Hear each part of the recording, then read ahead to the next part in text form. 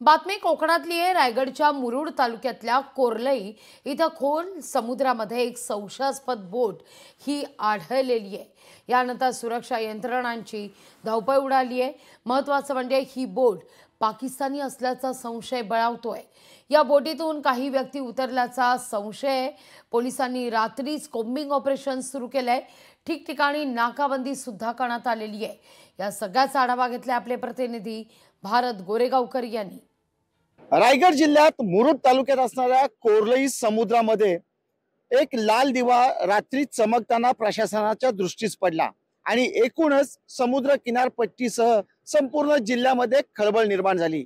हे प्रकार ज्या ठिकाणी घडला आता आपण त्याच ठिकाणी आहे। आपण दृश्यांमधून पाहू शकताय कोर्लई अर्थातच लाईट हाऊस म्हणजे याच ठिकाणाहून जे बोटी आहेत त्यांना लाईटचं जे इंडिकेटर्स आहेत ते दिलं जातं।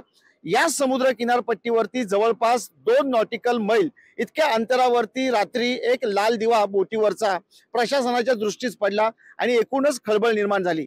सुरुवातीला अशी बातमी आली की पाकिस्तान मधली बोट भरकटत भारतामध्ये आणि विशेषतः रायगडच्या समुद्र किनाऱ्यावरती लागलेली आहे। त्यामुळे जिल्हा प्रशासन आणि पोलीस प्रशासन अलर्ट मोडवरती आलं।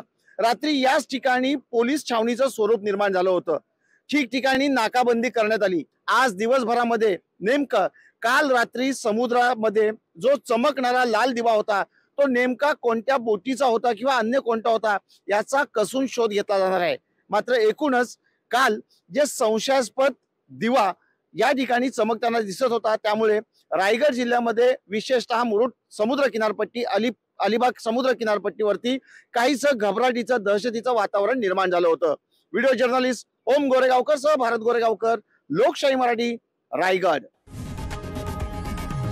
लोकशाही मराठी ऐका, पहा, जागरूक रहा।